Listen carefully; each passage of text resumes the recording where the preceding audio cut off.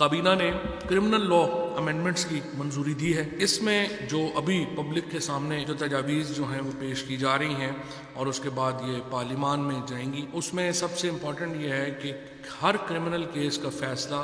9 مہینے میں کرنا لازمی ہوگا، اور اگر 9 مہینے سے زیادہ جو مقدمہ ہے وہ زیر التوا رہتا ہے تو جو سیشن جج ہے یا جوڈیشنل سیشن جج ہے یا جو میجسٹریٹ ہے وہ ریزنز لکھ کے دے گا چیف جسٹس کو کہ وہ یہ مقدمہ 9 مہینوں میں کیوں ختم نہیں کر سکا، اور اسی طرح سے جو پروسیکیوٹر ہے وہ اپنی وجوہات لکھے گا، اور اگر پروسیکیوٹر کی غلطی ہوئی تو پروسیکیوٹر کے خلاف کارروائی ہوگی، اور اگر جج کی وجہ سے ڈیلے ہوگا تو جج کے خلاف کارروائی ہوگی۔ پولیس کو بیل کی پاور جو ہے وہ دی جا رہی ہے۔ پلی بارگین کا جو کانسیپٹ ہے وہ کرمنل لاء میں لایا جا رہا ہے کہ جہاں پر بہت سارے مقدمات خصوصاً جو ہمارے فائنینشیل مقدمات ہیں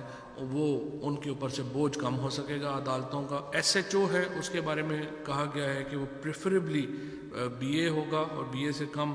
کا جو شخص ہے اس کو آپ ایس ایچ او نہیں لگائیں گے، اور اس کی جو عہدہ ہے وہ بھی سب انسپیکٹر کا جو ہے وہ ہونا چاہیے۔ انڈیپینڈنٹ پروسیکیوشن سروس جو ہے وہ اسٹیبلش جو ہے وہ کی جا رہی ہے۔ فورینزک لیب ہے، اس کی جو اپلیکیبلٹی ہے ماڈرن ڈیوائسز کی اس کو جو ہے وہ لایا گیا ہے۔ ماڈرن ڈیوائسز کو ایویڈنس میں جو ہے وہ لایا جا رہا ہے۔ اس کے ساتھ جو چالان ہے وہ پہلے 14 دن میں آپ نے دینا ہوتا تھا۔ پولیس کے لیے بڑا مسئلہ تھا، اسپیشلی جو ڈکیتی وغیرہ کے کیسز ہیں ان میں تفتیش ہی خراب ہو جاتی تھی، جہاں پہ آپ نے